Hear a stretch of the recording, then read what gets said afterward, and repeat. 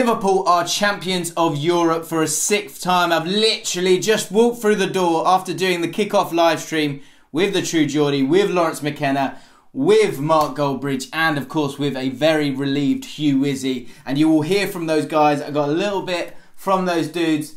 So we're giving you a reaction from those guys as well. This is reality now. You have to come to terms with that, you fuckers. But first, let's hear from me. Okay, it was poor, but it was fascinating. First thing we have to talk about is the lineups. Harry Kane played. Harry Kane started. Harry Kane played the entire game, so he was fit enough to play. And that was what we were wondering all along, was he fit enough to play after being out from April the 9th? He started the game, as did Harry Winks. They played with 4 at the back as well, which is something that people were talking about a lot. Were they going to play 3, which was going to give them a bit more stability in terms of dealing with the attacking threat of Liverpool in that front three, and in particular Firmino, who started for Liverpool? Or were they going to go with what they're a little bit more comfortable with, which was the 4 in midfield? They went with the 4, and I was intrigued to see how the game was going to go, but no one could have expected what was going to happen. Firmino came in for Liverpool. That was the only real change. I think most people called that Henderson would play the game and Wijnaldum would start the game. That was probably the only area where we were wondering who was going to play. Otherwise, Liverpool have been so settled throughout the entire league season, and of course the Champions League, that you were pretty much sure of what everything else was going to be. But then 26 seconds into the game, there is a penalty given to Liverpool, and it affected the rest of the final, and it led to what a lot of people will understandably say is probably one of the worst Champions League finals. I'm not going to say that. I think in terms of like quality, I think fair enough, but in terms of how intriguing the game was, it wasn't a game that was 4-0 and it was done, and that's really what I want. I want a competitive game that people can be excited about. Sadio Mane's on the left-hand side, and he looks to put a cross in, and Sissoko is pointing at one of the other defenders and telling them to be in position, and it hits his arm. Was it a penalty? Let me know in the comments below. Whilst you're typing away and you got your hands on the keyboard, subscribe to the James Lawrence Allcott channel, because why not? And also like the video, because that always helps as well. But let me know, do you think it was a penalty or not? It's been a big storyline of the whole Champions League this season has been the handballs and going to VAR and then actually often giving these penalties. Did they go to VAR? I'm guessing that they did, because it'd be dumb for them not to, but it seemed like he just went, yep, that's a penalty, and that was the end of it. Was he making himself bigger? Was it in an unnatural position? Yes. Was his arm above his shoulder, which I generally consider as a problem in terms of when it's a handball. If your arm is above your shoulder, I don't really see why that's needed. And so again, yes, it was just about. But what happened was that it hit his chest, then hit his arm. I think there's an element of pot luck in that. I personally have a little bit of a problem with the inability for the referee to be allowed to use common sense in these moments.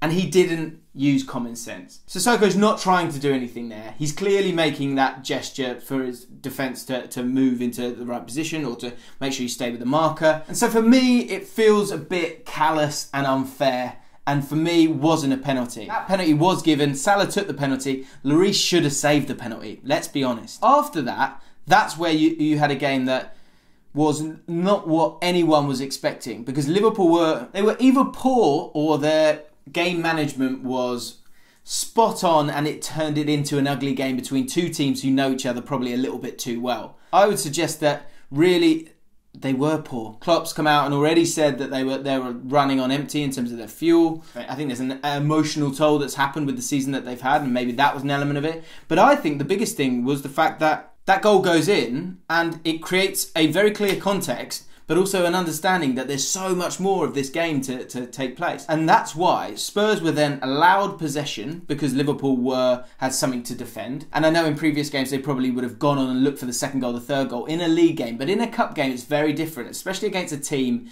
that you know can counter-attack brilliantly. And so they were wary of allowing that space in behind, which was a real tactical ploy of Spurs throughout, because they were looking for those balls from Trippier to Son a hell of a lot. He's always that guy who goes beyond, especially when Harry Kane plays.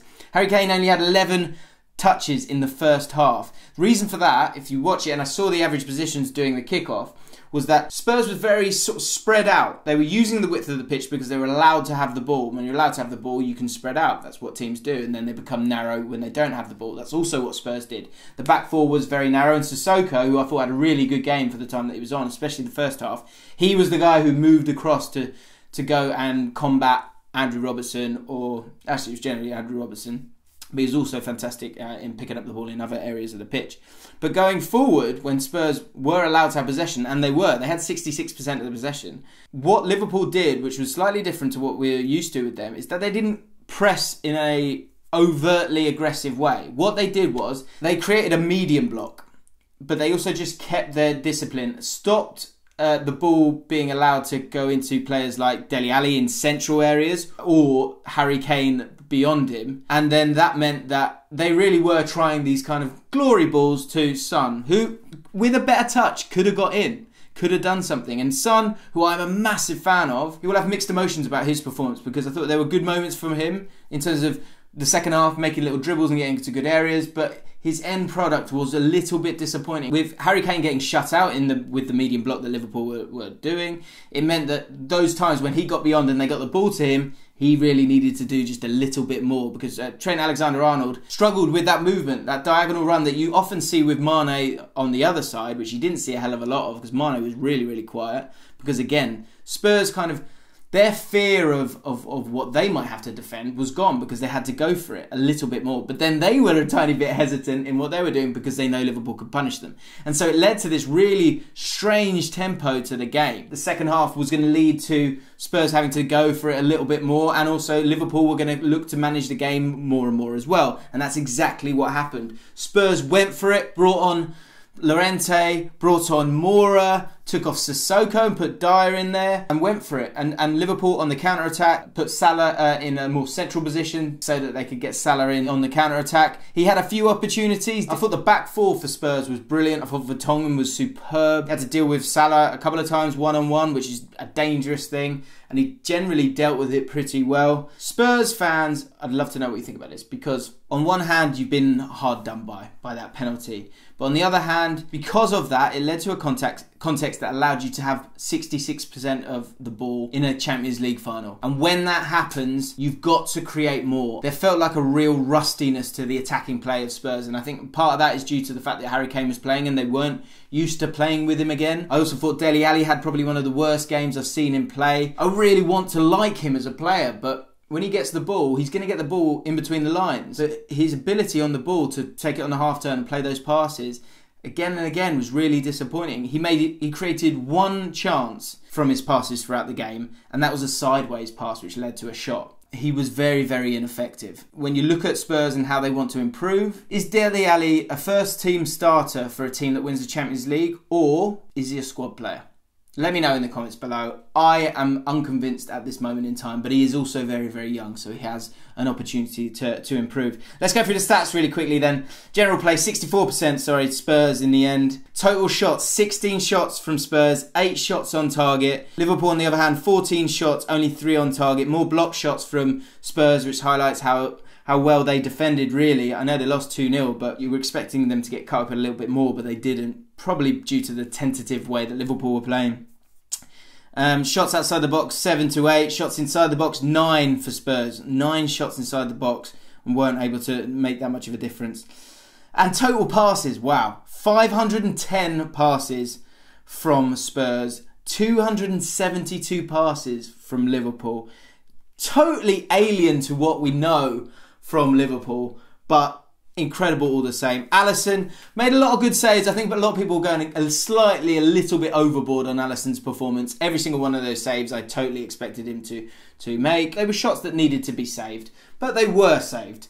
I said that you would hear from Hugh Izzy and Goldbridge and Laurence, Liverpool fan. They've gone and won. And then, of course, Hugh Izzy, a very relieved Arsenal fan. So here's what they had to say straight after the kickoff. If I'm honest, a bit of an anticlimactic final, but the overall journey was good. I wouldn't say it was the most historic Champions League run, but it is history for Liverpool that Jurgen Klopp's done something, this team has done something, and it feels a bit like a season salvage from being the nearly men.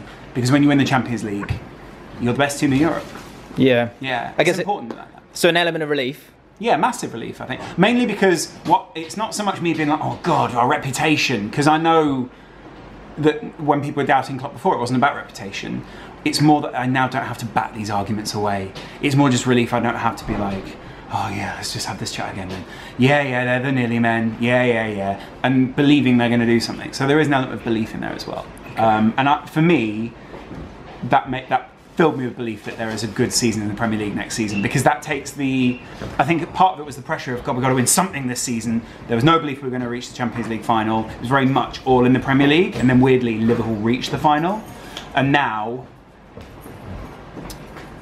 well, there's less pressure. I think this team will play with less pressure next year. I agree. Because they'll go, we've won a champion. We're the champions of Europe, what are you going to do? And do you know what? Look, we were talking... Sorry, here I am. We were talking about the game the whole time. Go on then. We were talking about throughout the game, we were just talking about how bad Liverpool were. Yeah. No one cared. No one's talking about it now. No. Are they? Because that's literally all that matters, is that they've won the game. Basically, yeah. I think that is huge. It's really important. Jordan Henderson lifted the trophy. Yeah. Mental. And he did it properly. Very crucial. That winds me up when people don't do it properly. Crucial. Yeah. That could have been dangerous, doing the wind up. But the proper like Gerrard, he'd watched it a million times. But it's also one of those surreal moments where people are going, oh, imagine seeing him lift insert trophy here. And that's proper banter football. And you're like, no, this is no longer, this is reality now. You have to come to terms with that, you fuckers. Are you relieved? Not relieved. I think from United, our season's been over 3 weeks, and I'm already in that mode of looking towards next year. I know that Liverpool any other year would have won the league. I hate that, but the way I turn the page is that you can't want your rivals not to win things and continue to do that for 6 years. United are miles and miles away, and I think maybe this sort of thing might be a jolt. But I do think that Liverpool... I always feel that Jurgen Klopp's actually looked at the Sir Alex Ferguson blueprint as well. I think he's got that passion, that fire, he's got that mixture of youth, English talent, British talent, and foreign players. Buying players, like you were saying, that maybe Pep goes for the stars, but Shaqiri goes back to Stoke, like you were saying. Then he's just Shaqiri at Stoke. But at Liverpool, he's a different type of player. So loads of United fans respect Klopp, which is a really weird thing. So he must be doing something right. So I am disappointed because Liverpool are the rivals and it means something. But I'm not devastated. I expected it. I think in the circumstances, Spurs will be disappointed, and they've obviously got their own rivals from Arsenal to deal with. But I think Liverpool, we said the irony is that they probably deserve to win the league in many ways, and then tonight maybe they didn't deserve to win that final, but they win it. So is this Spursy? What is Spursy is my question, because I'm not trying to pin that on them. I think when people say this is Spursy, I think it's wrong. I think it's banter. I think it's terrible. They did get to a final and didn't really register as much danger as you would have liked them to. Wizzy, do you want to answer this one? What's up, mate? Was today Spursy from Spurs? What and why so? Bottled it, didn't they? Look how relaxed you look. You look so happy. In their history to become relevant, to actually get something under their belt and the potch, and they've blown it. Do you know, yeah, and the game was there for them, wasn't it? Yeah, it was there for the taking. Shocking Liverpool performance from front so to back. happy. And where were you? What did you do? All those capable guys who took England so far, have done so much in the last 365 days. Again, irrelevant. Fell at the last hurdle. Useless, really. May as well be, balanced as well and say congratulations on getting to the final. Must have been an amazing experience, but really and truly, you go home empty-handed, crying tears of pain. So I'm good right now, bro. To win it on that penalty would have been all that people were talking about. But because of that second goal, it allows Liverpool to get what they deserve, which is the credit that they deserve. Because what a season they've had! What an evolution of that team and that squad. People that you can love and care about if you're a Liverpool fan. Milner, Henderson, Robertson, Trent Alexander-Arnold. How can you not like Sadio Mane? How can you not like Salah? A lot of talk about Jurgen Klopp, but for me, how can you not like Jurgen Klopp? I think he's an optimistic, passionate, reasonable guy. And he's done wonders with this team. It's incredible. Joel Matip, what a great end of the season he's had.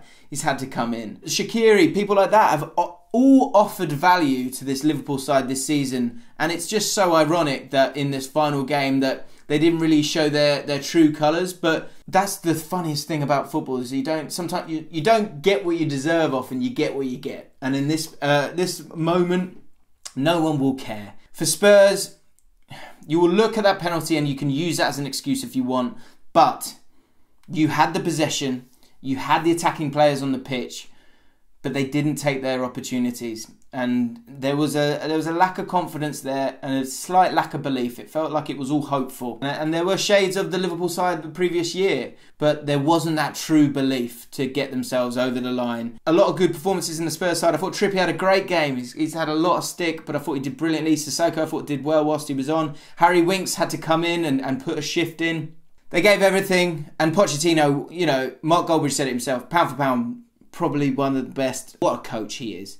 And you hope that he gets the funds to kind of take this team to the next level like Liverpool have done. It's going to be an interesting summer for them. Let me know your thoughts in the comments below. Do you agree with what I said? Do you not? Let me know. Subscribe if you're new to the channel and you want to hear more content from me. Nations League is on its way. And more exciting videos coming from me very, very soon. A Wicked, The Process. Might try and do another boiler room and other great stuff as well. So subscribe to my channel. James Laurence Allcott. I'll see you soon.